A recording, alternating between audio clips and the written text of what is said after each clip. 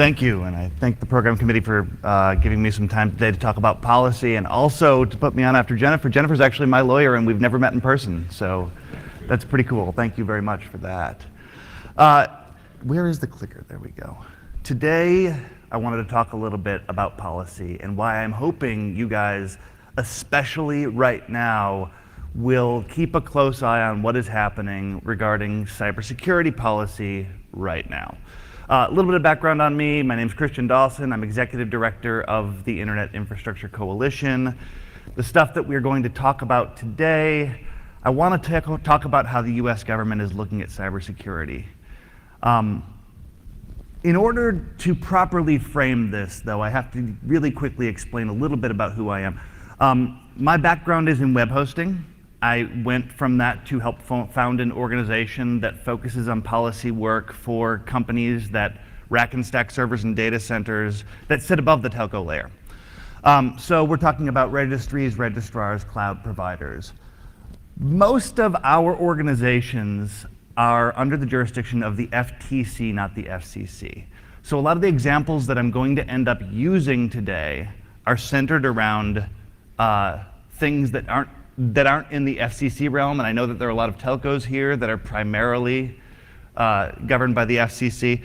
So when we're talking about cybersecurity regulation, I'm not going to be going over the things that the FCC is doing. They've got really extensive work. They've got the Communications Security Reliability and Interoperability Council. They've got the Communications Sector Coordinating Council, the CSRIC and CSCC, and a whole bunch of interesting cyber stuff is happening within those communities. A whole bunch of interesting rulings have been handed down, and we're going to cover none of that today.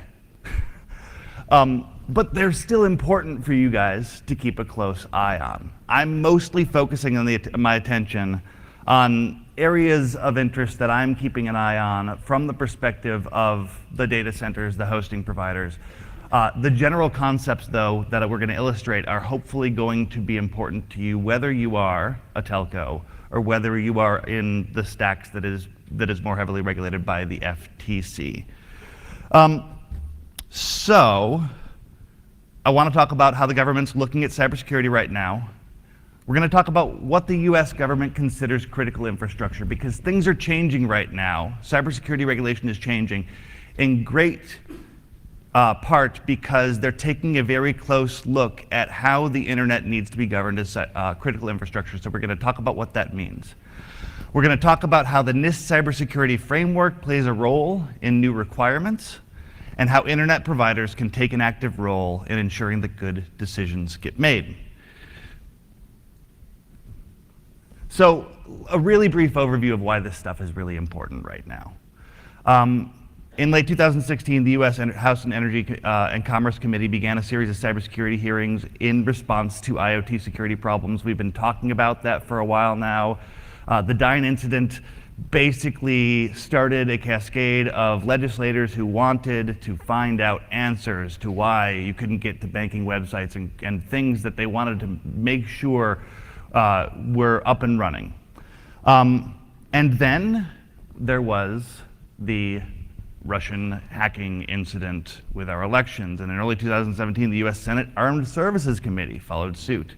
And they started calling hearings to talk about what we needed to do about cybersecurity. So it started putting the kinds of organizations that we operate on the hot seat to start having conversations with legislators.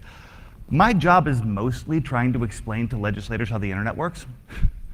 And so I've spent a lot of time over the past couple of months trying to bring people up to speed on top level, basically general concepts, things that you'd be embarrassed to realize that legislators don't understand.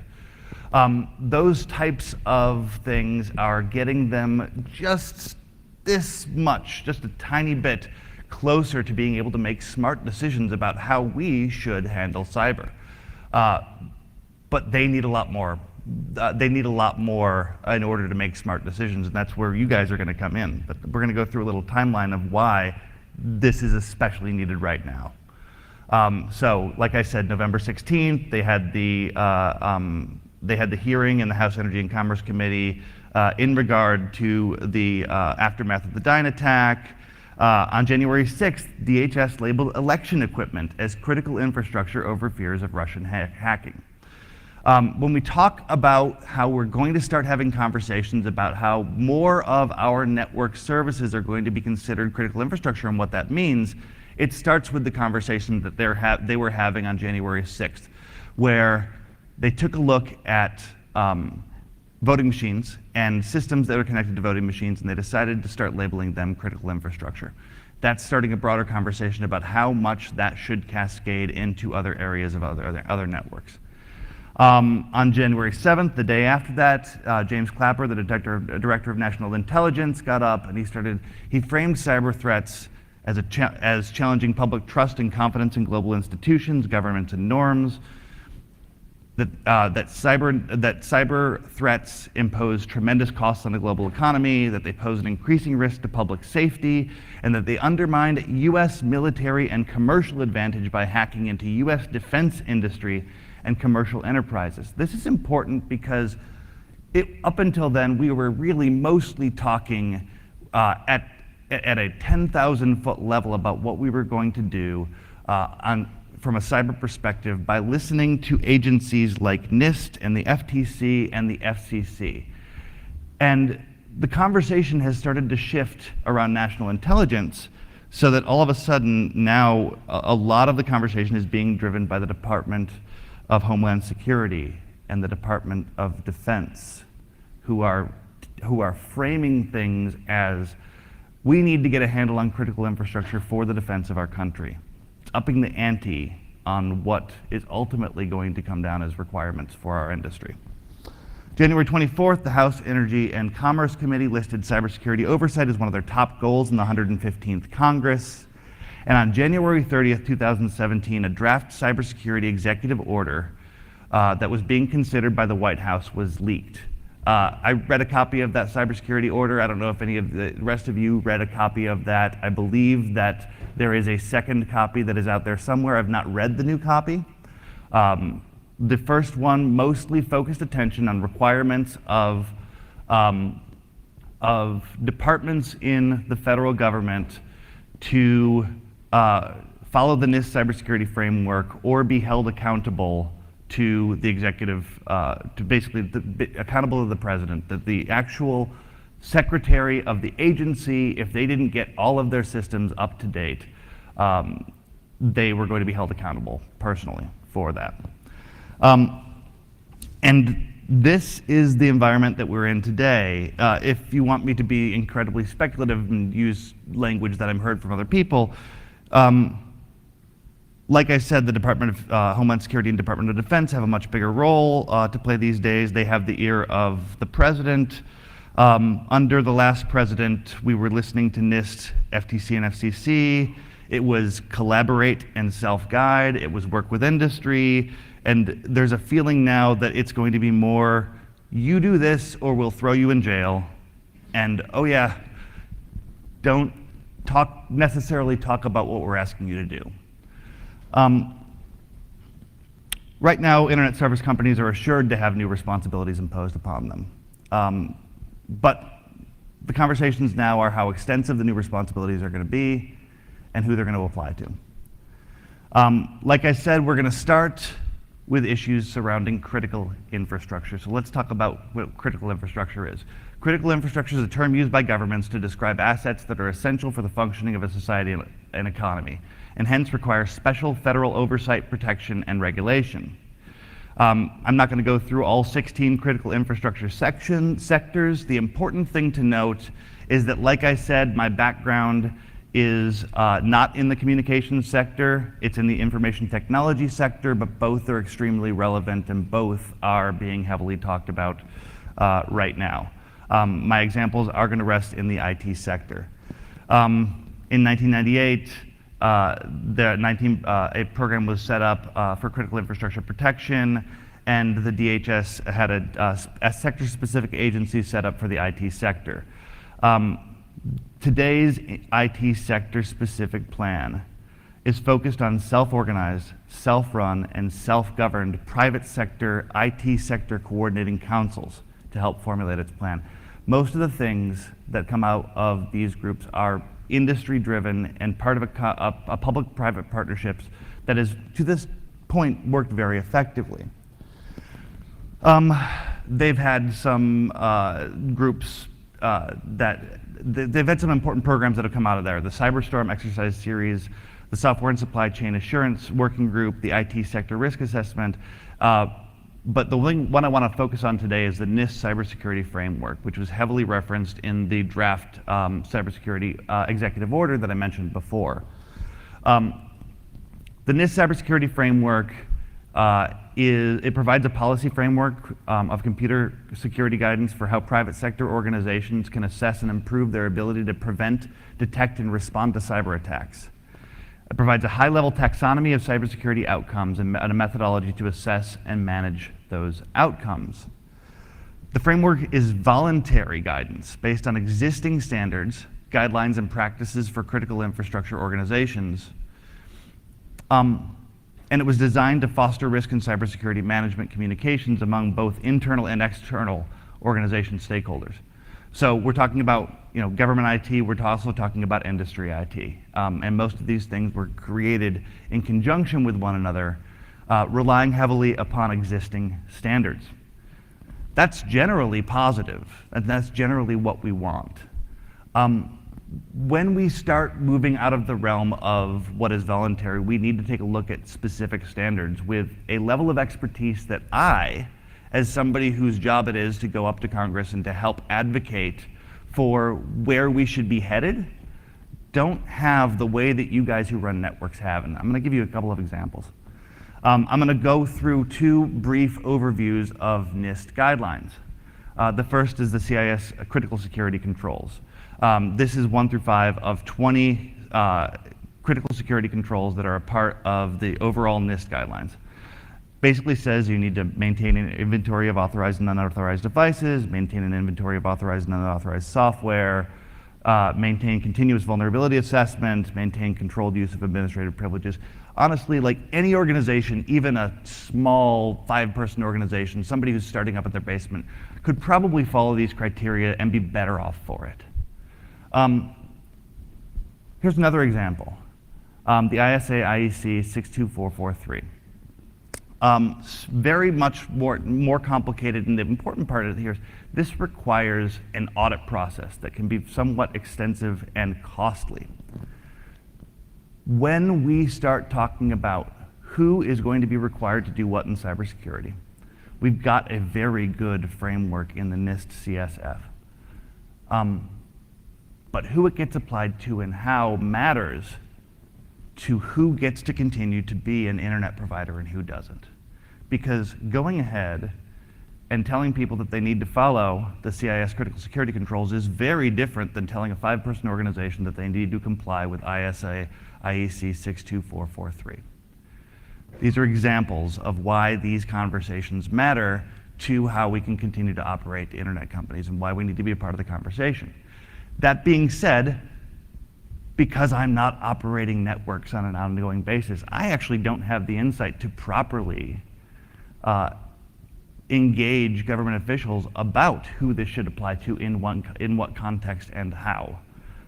That's another reason why the people that are operating networks need to be focused on policy so that they can properly advise government officials who are making these critical decisions what these answers need to be. In the coming months and years, lawmakers and executive and legislative branches are likely to be deciding whether voluntary NIST CSF is sufficient to be the framework required for parts of the internet that become considered critical infrastructure. We're likely to be asking questions at the federal and legislative level. Is voluntary compliance with existing standards, guidelines, and practices sufficient? At what point is voluntary not enough?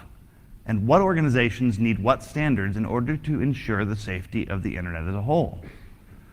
Answers to these questions can change global network health, and that's good. It can make it so that we raise the bar for everybody on cybersecurity. That's fantastic. But it can also change cost structures, and it can change who gets to be an internet provider and who doesn't. So as politicians decide answers to these questions, internet provider voices can help determine whether their desires are aligned with reality. Engaged parties will have opportunities to contribute to course corrections.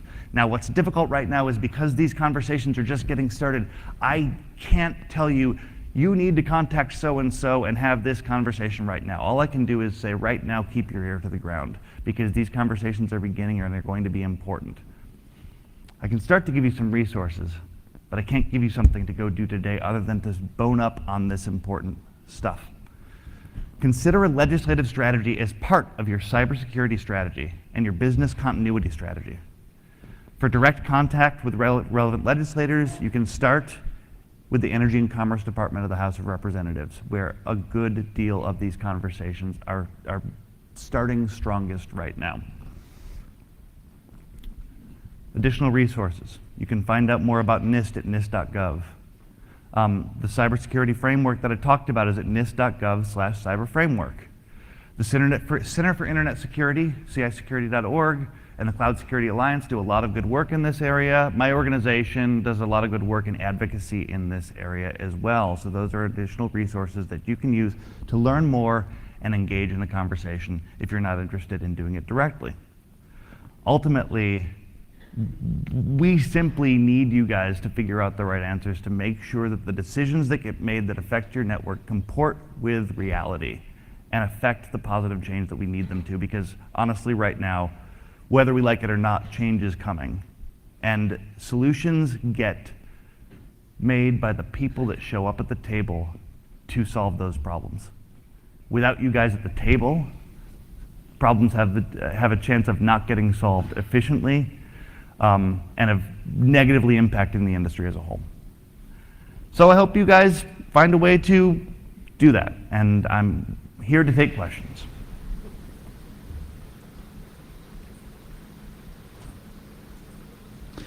Matt Petak, Yahoo. This is very good. I think one of the challenges that we tend to face is you're asking us to come and show up at the table so the right decisions get made, and we're looking around going, where's the table?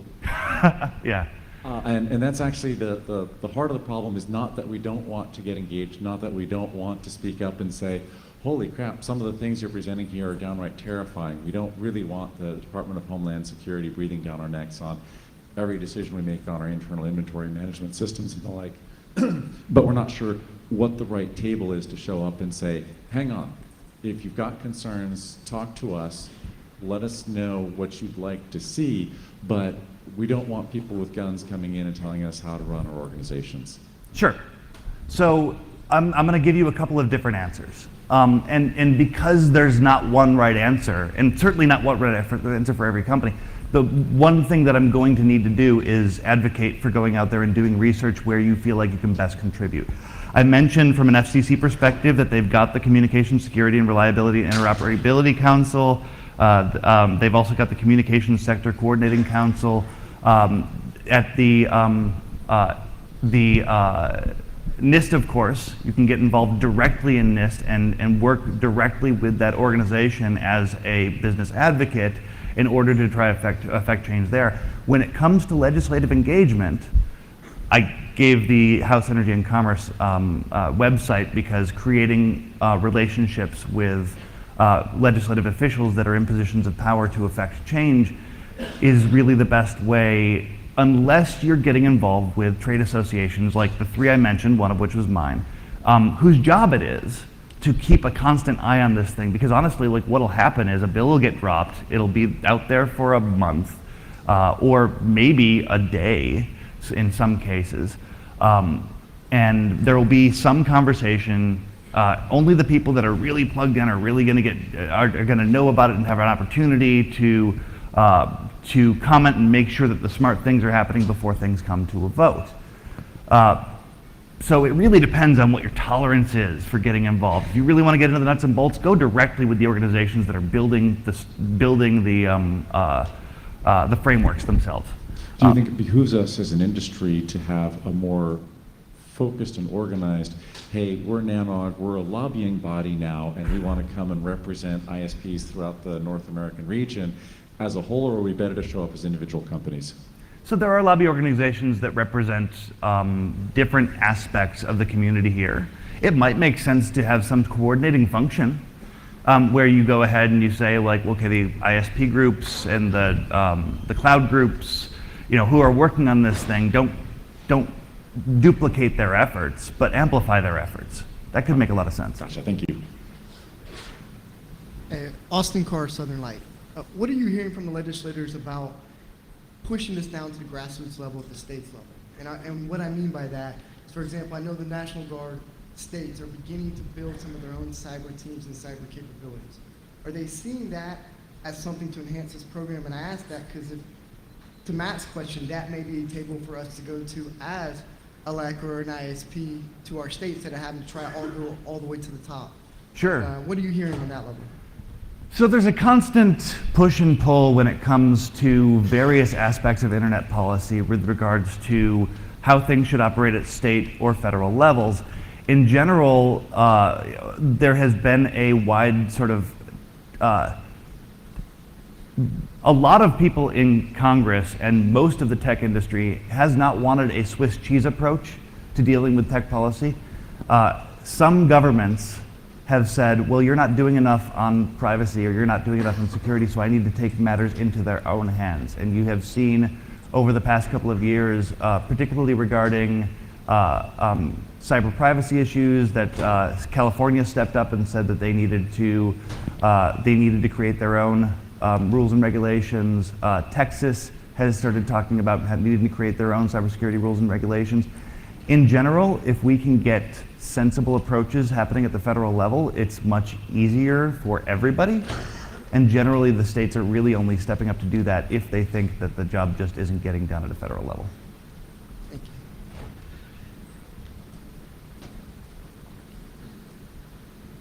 Oh, sir, yes. Hi, Jeff Osborne, ISC.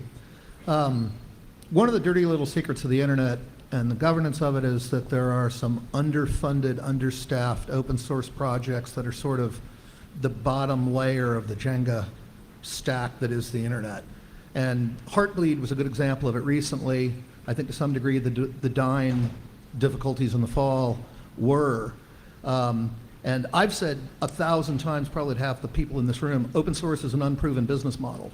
And in classical economics, they're called externalities, and it's a classic role for government to step in and provide roads, police, and I'd like to think funding for some parts of open source, because the commercial markets aren't necessarily doing it to a level that is commensurate with the importance of them. So that's a lot of words to say. Do you think there's anybody in the federal government with an appetite to write some shockingly small checks to prevent some shockingly terrifying outcomes? It's something, I also got to participate at a panel on Monday, and somebody came up with, they stood up to the mic and they talked about the idea of addressing IoT security problems by the creation of an IoT software solution that was extremely secure and easy to use, that could be a way to drive, to make things more stable and secure from that perspective. The answer is there very well may be, and it's going to take people in positions like ours stepping up and say, no guys, this is the way that you solve this problem in order to make that happen. One thing that was in the existing executive order that I did see that the president is likely to sign in the coming week, at least the original draft, I have no idea what's in the current draft, was the creation of a private incentives study, where they wanted to go to private industry and they wanted to find out what incentives could be built into systems to make them more secure. If we bring those ideas to the people that are putting together that study, it's distinctly possible that shockingly small checks could start flowing and it could make things better. Sure. Thank you. I think we've reached time. So I thank you very much.